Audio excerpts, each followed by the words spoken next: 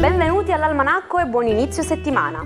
Oggi è lunedì 4 maggio 2026. Il sole sorge alle 5.52 e tramonta alle 20.06, la luna si leva alle 22.51 e cala alle 7.28. Il nome Antonina, di probabile origine etrusca, porta con sé un significato nobile. Significa infatti inestimabile o preziosa.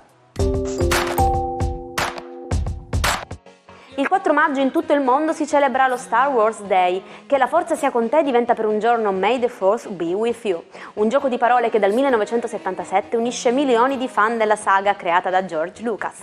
Un mito cinematografico capace di vincere ben 7 premi Oscar e di influenzare la cultura pop di intere generazioni.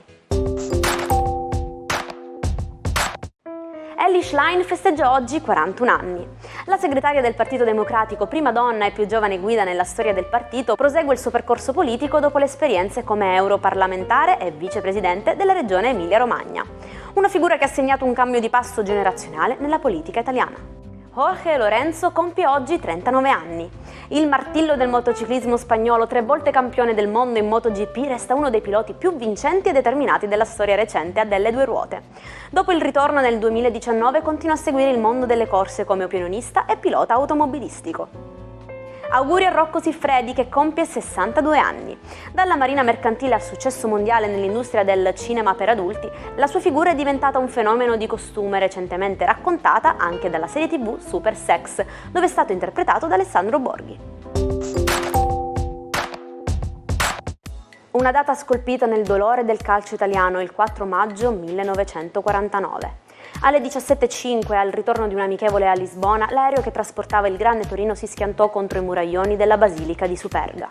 In quel terribile schianto perì l'intera squadra che aveva dominato il dopoguerra, insieme ai dirigenti e ai giornalisti al seguito.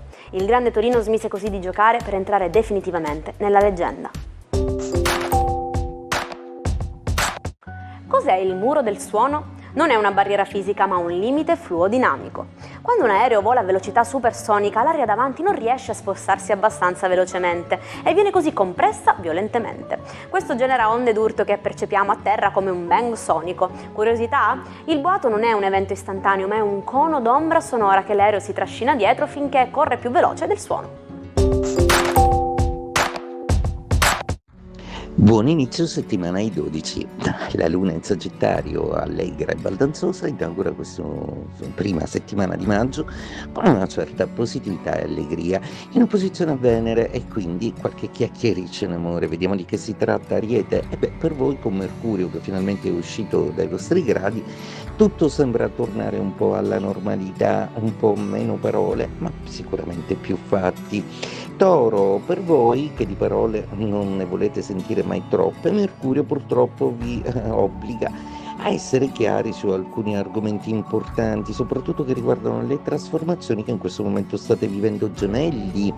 Proprio voi chiamati in causa oggi dalla posizione della Luna, che viene però regolata da Saturno e da Nettuno, il che significa che vi arriveranno delle informazioni molto importanti che vi chiariranno qualcosa in amore, ma dovete essere oculati e saggi nelle reazioni. Cancro, per voi oggi Giove e Marte occorrono di un grandissimo dispendio di energia, qualcosa vi stanca, qualcosa vi mette un po' sotto torchio, probabilmente nell'ambito lavorativo vi sentite un po' pressati, non commettete l'errore di sfogare il vostro nervosismo con chi vi vuol bene. Leone, per voi è una giornata piena di emozioni, il Sole nei gradi di quadratura del Toro ancora sembra volere fare le bizze e porvi dei quesiti ancora non del tutto risolvibili, ma sicuramente potrete trovare il bandolo della matassa confrontandovi con un amico. Vergine, per voi oggi è una giornata particolarmente piena di emozioni proprio perché sia Venere che la Luna sono in quadratura. Molto probabilmente dovete sfruttare questo periodo zodiacale per capire quanto vi sentite veramente amati.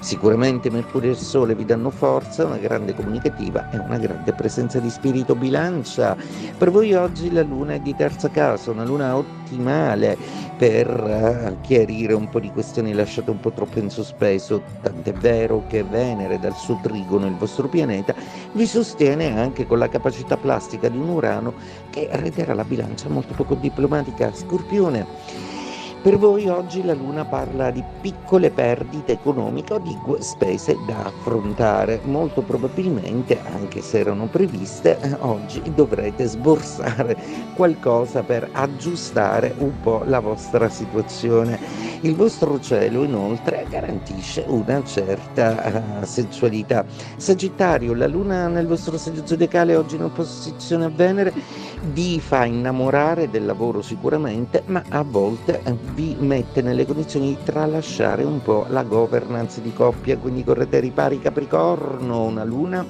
oggi che vi fa avere delle intuizioni molto particolari sulla vostra vita sentimentale, ascoltatela. Acquario, oggi per voi Plutone regna sovrano riuscendo a domare le due bisbetiche Luna e Venere che sono in opposizione. Per voi alcune trasformazioni in amore segneranno una nuova epoca. Pesci, per voi l'andamento zodiacale è un andamento oggi un pochino disturbato a livello affettivo, proprio perché Luna e Venere sono in quadratura entrambe e dovrete portare un po' di pazienza nei rapporti affettivi. Il 4 maggio 1959 si teneva la prima storica edizione dei Grammy Awards. In 2 cerimonie simultanee a Los Angeles e a New York nasceva quello che oggi è il più prestigioso premio musicale al mondo. Un riconoscimento che da allora consacra le stelle della musica internazionale, proprio come gli Oscar lo fanno con il cinema. La speranza è l'ultima a morire.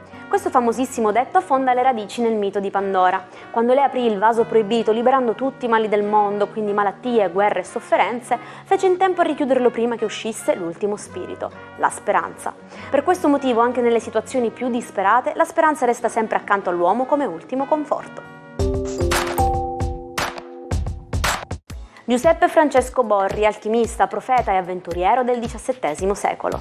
A Roma la sua memoria vive nella porta alchemica di Piazza Vittorio. Si dice che Borri, travestito da pellegrino, convinse il marchese Palombara delle sue doti magiche. Poi sparì nel nulla lasciando pagliuzze d'oro e un manoscritto indecifrabile che il marchese fece incidere sulla porta, sperando che qualcuno, un giorno, riuscisse a decifrare il segreto della pietra filosofale.